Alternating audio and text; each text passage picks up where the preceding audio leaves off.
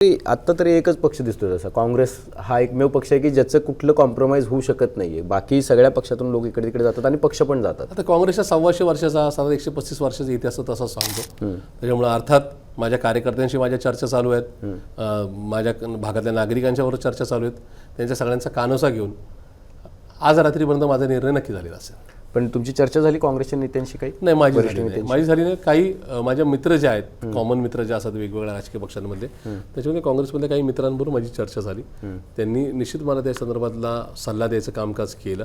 आणि मला असं वाटतं की आपली दिशा जर फायनल आहे, आपल्या त्या दिशेचा प्रवास जर फायनल आहे, तर मात्र आपण त्याच्या संदर्भामध्ये योग्य तो निर्णय लगेच घ्यावा. कारण आता नॉमिनेशनला 5 दिवस शिल्लक राहिलेले आहेत. त्याच्यामुळे मला जो काही निर्णय घ्यायचा आहे तो आता 5 वाजलेत, रात्री 10 वाजेपर्यंत नक्की गेले. मला असं वाटतं की काय तिकडं मी एका काँग्रेसच्या कार्यालयात सकाळी गेलो होतो, तर तिकडे अशी फुल चर्चा होती की प्रशांत जगताप येत आहेत आणि ते आजच प्रवेश करणार आहेत.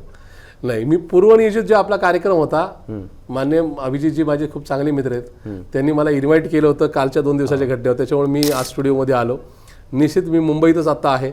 पुढच्या 2-5 तासामध्ये जो काही निर्णय होईल तो सर्वात प्रथम मुंबई तकच्या माध्यमातून दर्शकांना कळवला जाईल. पण तुम्हाला म्हणजे हा एक झाला भाग, पण जर उद्या असं झालं की काँग्रेस, समजा हायपोथेटिकल प्रश्नाला राजकारणामध्ये काही किंमत नसते तरी पण विचारतो मी, उद्या तुम्ही काँग्रेस हा असा पक्ष आहे की जो जनरली उजव्या विचारधारेसोबत जात नाही, पण स्थानिक पातळीवरती अनेकदा असं आहे की काँग्रेस आणि NCPची युती आघाडी झालेली आहे.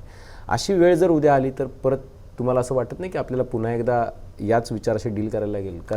मुळात विषय असा आहे की मी आज काँग्रेसमध्ये नाही, आत्ता तर या वेळेपर्यंत नाही, किंवा काँग्रेसला आता सल्ला सांगण्याचा पण मला अधिकार नाही. पण एक पुरोगामी चळवळीचा कार्यकर्ता या नात्याने किंवा पुणे शहराचा एक नागरिक या नात्याने मी त्यांना नक्की सांगू शकेल की पुणे शहर हे देशातलं 2ऱ्या क्रमांकाचं शहर भौगोलिकदृष्ट्या आणि या राज्यातलं 1 क्रमांकाचं शहर आहे. या शहरामध्ये सामाजिक राजकीय चळवळ, शैक्षणिक या ठिकाणी पंढरी म्हणून ओळखली जाते. या शहरामध्ये निर्णय घेत असताना 10 वेळा आपण विचार करावा.